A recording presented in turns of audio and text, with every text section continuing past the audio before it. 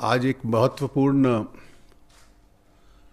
मौका और अवसर है कि आकाशवाणी के पास एक भंडार जो आर्काइव्स का है उसका एक अंश डिजिटल स्वरूप में विश्व के सामने आ रहा है।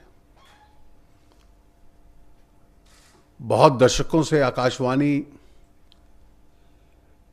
एक आदर्श संस्था के रूप में इस देश और समाज की सेवा करती रही है। उसमें परंपराएं रही हैं। शायद ही कोई बड़ा कलाकार इस देश के सांस्कृतिक जीवन में हो जिसने अपना जीवन आकाशवाणी से आरंभ ना किया हो। और आकाशवाणी के पास जो उन आर्काइव्स का कलेक्शन और भंडार है, शायद इस देश में कोई दूसरी संस्था नहीं होगी जिसके पास वो उपलब्ध होगा।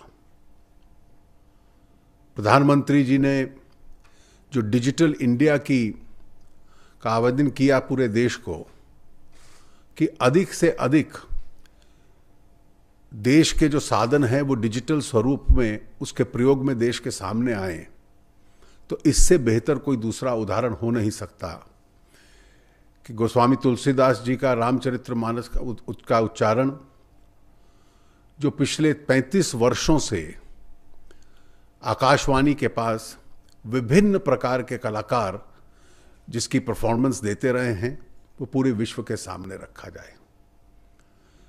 इसको डिजिटल स्वरूप में लाने से केवल देश के श्रोताओं का नहीं, लेकिन जब ये इंटरनेट के माध्यम से पूरे विश्व के पास उपलब्ध होगा तो एक प्रकार से फ्री टू एयर पूरी दुनिया में जो लोग भारतीय संस्कृति, भारतीय धर्म और इस देश की परंपराओं को जानना चाहेंगे उनको बड़ी सरलता से इसको उपलब्ध करवाया जाएगा।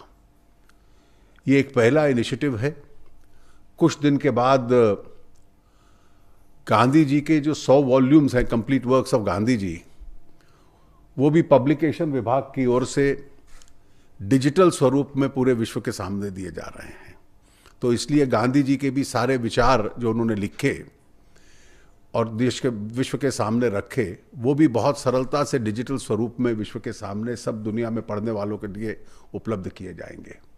एक बहुत बड़ा पहल की गई है जिसके लिए मैं प्रसार भारती के सभी अधिकारियों को, उनके चेयरपर्सन सूर्य प्रकाश जी को, CEO जवाहर जी को, ऑल इंडिया रेडियो के निर्देशक शरियार जी को और उनके सभी सहयोगियों को, और विशेष रूप से जो कलाकार जिन्होंने ये गाया और जिन्होंने इसकी संगीत की रचना की है, उन सब का इस अवसर पर बहुत आभार व्यक्त करता हूं और उनका हार्दिक अभिनंदन करता हूं।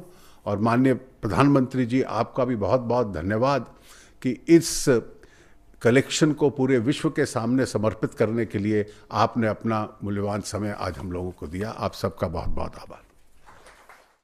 और लालू ने फिर का प्रस्ताव देश को बचाने के लिए फैसला लिया कि हमारा अगला मुख्यमंत्री का कैंडिडेट होगा नीतीश कुमार। अब पूछा हमने, तुम्हारा कौन है बताओ, बीजेपी बताओ।